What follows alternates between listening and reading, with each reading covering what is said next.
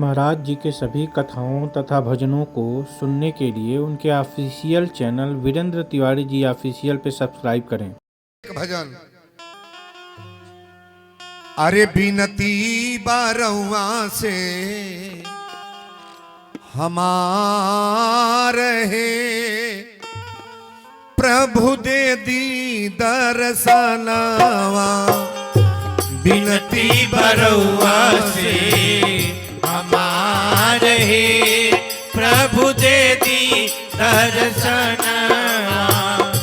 बिनती बरौआ से हमारे प्रभु दे दी दर्शनवा।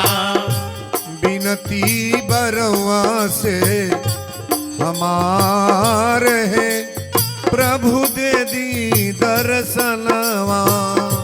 बिनती बरौआ से हमारे प्रभु दे दी दर्शनवा।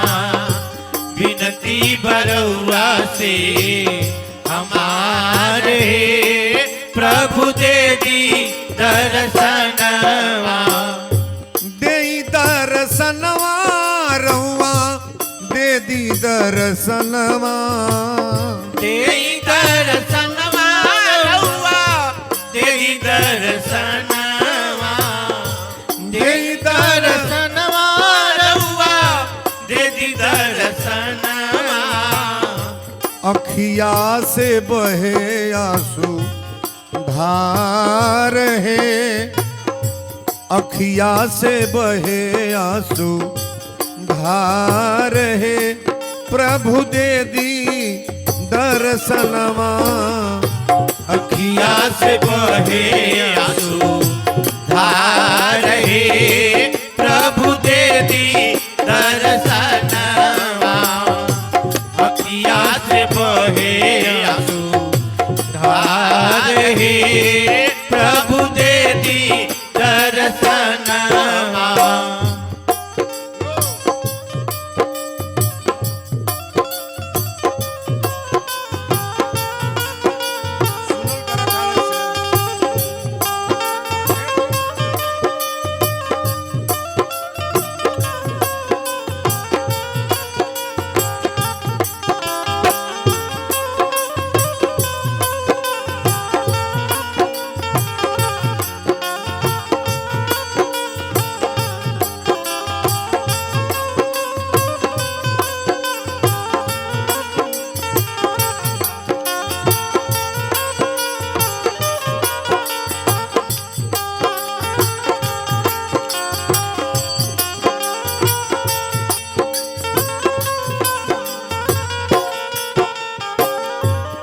गणिका गीध अजामिल के तरली।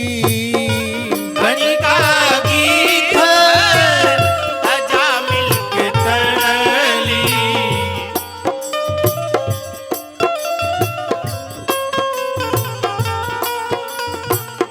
डूबत गजराज के भव से उबरली।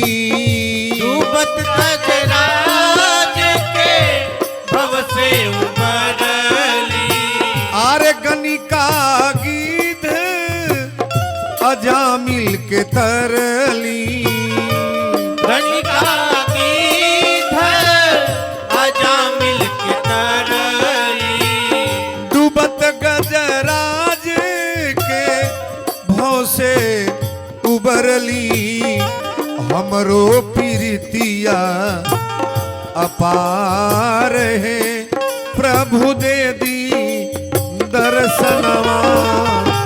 हमरो प्रीतिया अपार है प्रभु दे दी दर्शनवा। हमरो प्रीतिया अपार है प्रभु दे दी दर्शनवा।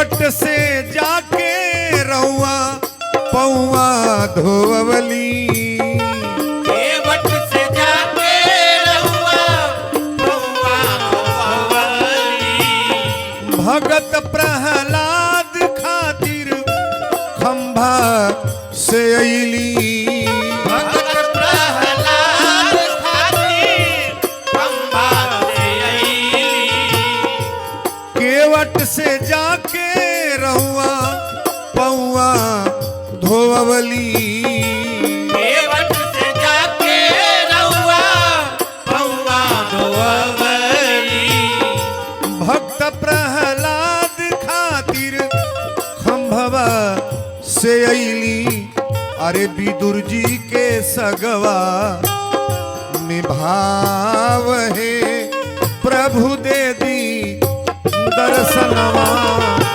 विदुर जी के सगवा में भाव है प्रभु दे दी दर्शनवा विदुर जी के सगवा में भाव है प्रभु दे दी दर्शनवा